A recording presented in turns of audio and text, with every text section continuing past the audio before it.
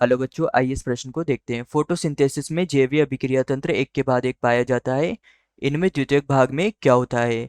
ए CO2 का स्थिरीकरण, B प्रकाश ऊर्जा का अवशोषण, सी स्टार्च का संश्लेषण, डी केवल प्रकाश की उपस्थिति में क्रिया होती है।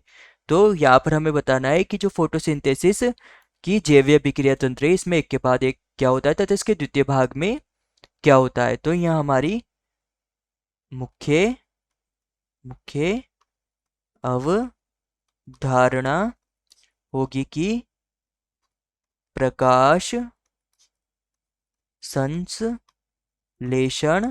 प्रकाश संश्लेषण क्या होता है। तो जो प्रकाश संश्लेषण होता है, इस प्रकाश संश्लेषण में प्रकाशीय ऊर्जा को रासायनिक ऊर्जा में परिवर्तित कर दिया जाता है।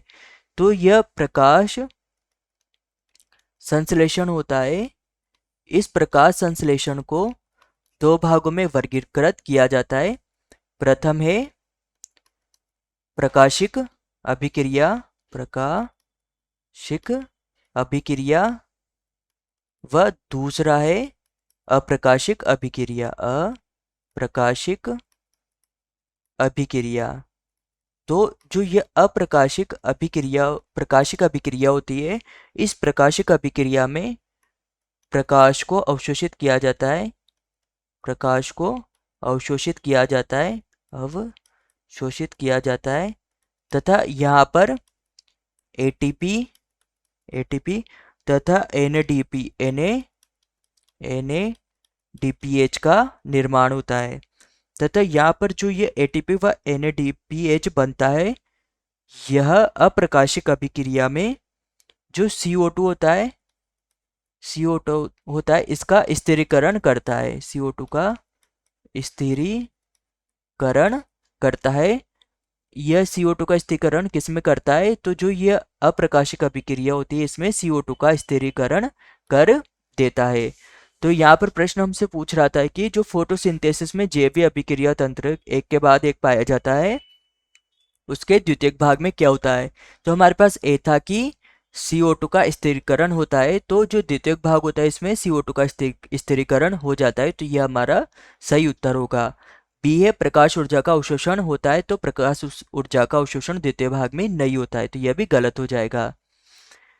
सी हमारे पास स्टार्च का संश्लेषण होता है, तो यह भी गलत हो जाएगा कि इसके द्वितीय भाग में स्टार्च का संश्लेषण होता है। डी हमारे पास केवल प्रकाश की उपस्थिति में क्रिया होती है, तो यह अप्रकाशिक अभिक्रिया होती है, तो यह भी गलत हो जाएगा। तो हमारा उत्तर होगा उत्तर ए। तो यह हमारा प्रमुख सिद्धांत होगा कि पादप प्रकाश संश्लेषण द्वारा प्रकाश ऊर्जा को रासायनिक